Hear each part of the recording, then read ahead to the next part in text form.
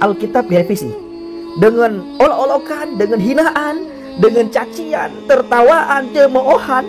Itu mereka pertontonkan di channel-channel mereka, Bapak Ibu. Nah, kita slow aja, kita santai saudara. Kenapa?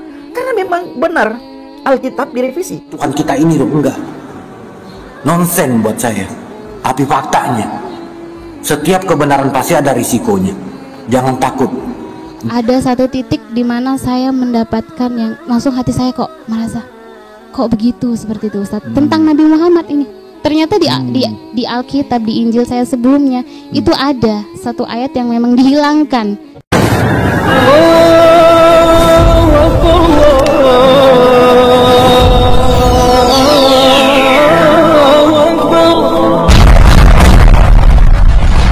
Bismillahirrahmanirrahim. Sebelum kita lanjut, jangan lupa subscribe, like, komen, dan share. Terima kasih. Jazakumullah. Bismillahirrahmanirrahim. Assalamualaikum warahmatullahi wabarakatuh. Sahabat kabar Islam, saudara ikhwan billah dimanapun anda berada, semoga tetap dalam lindungan Allah Subhanahu wa Ta'ala. Allah jaga iman Islam kita hingga jauh tiba harapan wafat dalam keadaan husnul khatimah. Amin ya Allah ya Rabbal alamin.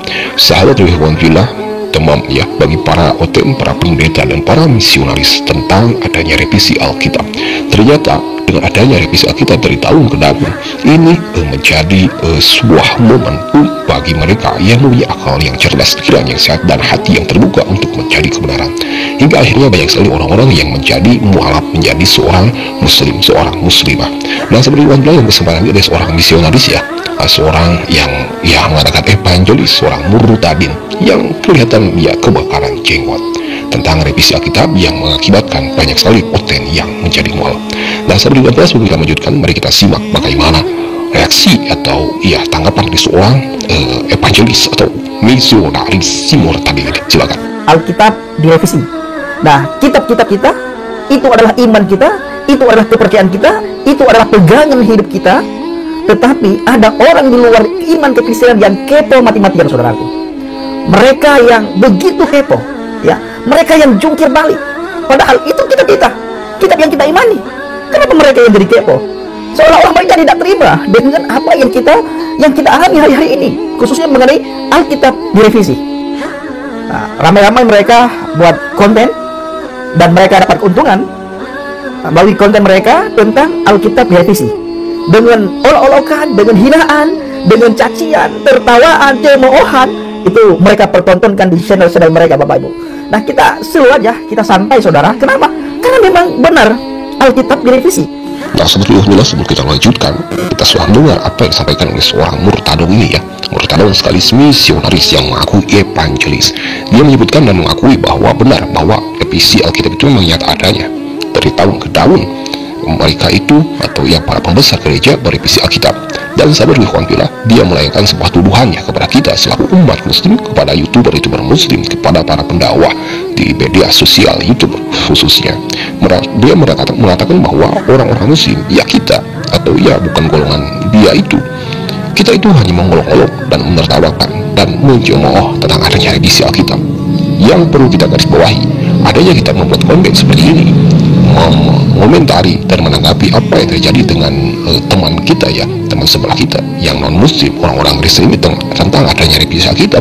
Seharusnya ini menjadi pikiran dan menjadi sebuah PR bagi mereka. Bagaimana tentang adanya revisi Alkitab yang diubah-ubah, yang seringkali berubah. Dia sebutkan itu hanya berubah bahasa dan hanya berubah terjemahan saja atau tafsiran, bukan dasar keimanan. Mungkin dia tidak melihat atau mengetahui apa saja yang seringkali diubah-ubah dalam Alkitabnya sendiri. Yang harus menjadi PR bagi mereka adalah sebelum mereka merevisi Alkitab, kitab suci mereka itu harus mempertimbangkan bagaimana jemaat mereka sendiri yang akan berpikir, yang mempunyai pikiran cerdas, yang mempunyai akal yang sehat. Banyak sekali mualaf-mualaf yang berpikiran cerdas menanyakan kenapa kitab suci bisa dirubah sekehendak manusia. Nah, sebelum bilang, mari kita lanjutkan kembali sebelum kita melihat apa saja yang dirubah dari tahun ke tahun di dalam Alkitab mereka. Silakan. Tapi yang menjadi pertanyaannya adalah apanya yang direvisi? Nah, ini yang harus kita ketahui sama-sama. Apa sih yang direvisi dalam Alkitab itu? Apakah prinsip-prinsip dasar dari Alkitab yang direvisi? Bukan, saudara. Bukan itu yang direvisi. Nah, kalau saudara bertanya kepada saya, Bang Teddy, apakah benar Alkitab direvisi? Iya, benar, Alkitab direvisi. Alkitab telah mengalami revisi sepanjang sejarah. Proses revisi ini dilakukan untuk memperbaharui bahasa. Jadi saudaraku dan rakyat kita sudah belajar tetap berpegang teguh pada firman Tuhan.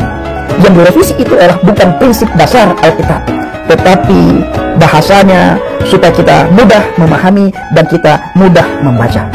Nah, baiklah saudara Alhamdulillah, sudah jelas ya apa yang disampaikan oleh seorang murtadon ini, seorang misionaris ini yang mengaku evangelis Effendi Usman.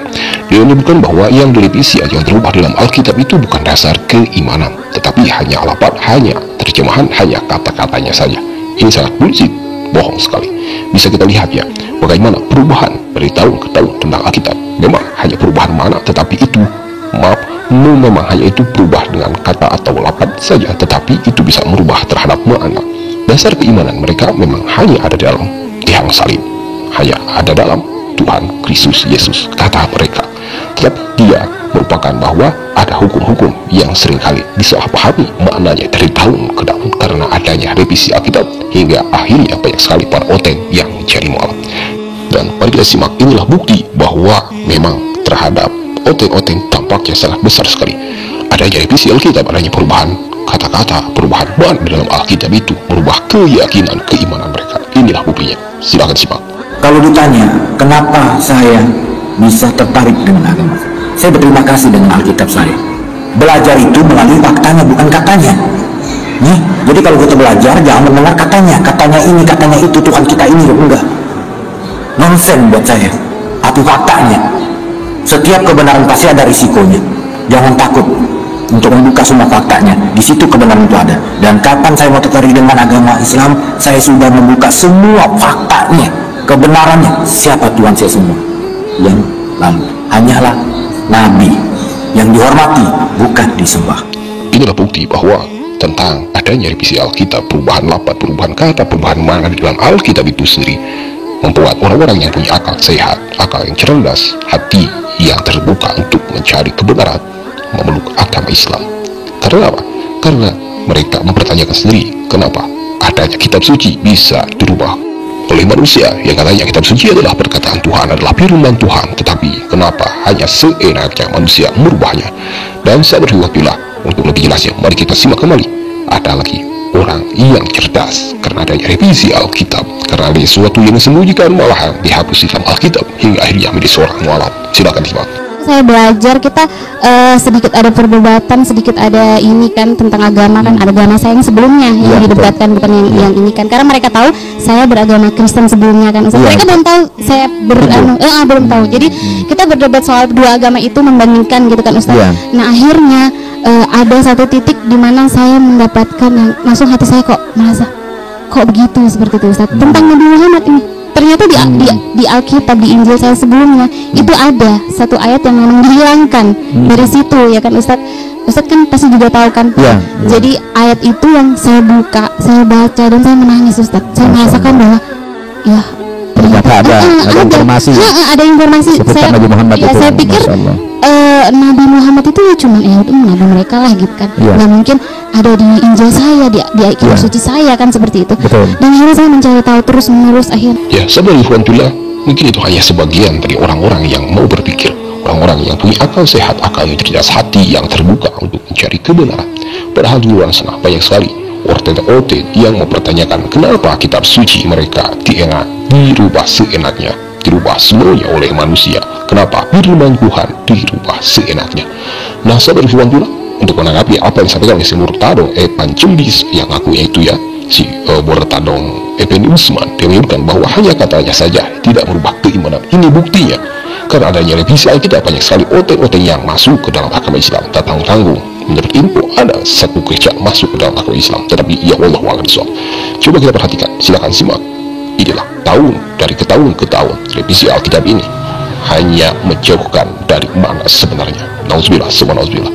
Kita hanya perbandingan saja. Kita bisa melihat kitab suci Al-Quran kita tidak pernah direvisi. Kitab suci Al-Quran kita murni, dan kitab suci kita dijaga langsung oleh Allah Subhanahu wa Ta'ala. Silakan simak bagaimana perubahan Alkitab dari tahun ke tahun yang menjadi pertanyaan banyak oten hingga pendetanya sendiri.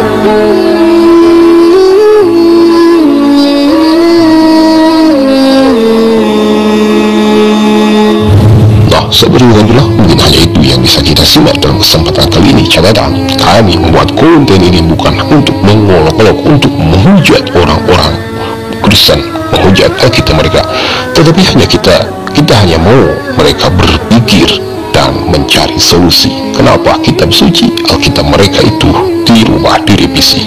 Kenapa firman Tuhan dirubah seenaknya? Yang menjadi PR bagi mereka, kami ingatkan, itu hanya akan menjadi pertanyaan besar di dalam dunia kekristenan, terkhususnya umat-umat Kristen. Akhir kata, Muhammad bila ada khilaf, hadanallahu wa iyyakum ajmain. Wassalamualaikum warahmatullahi taala wabarakatuh.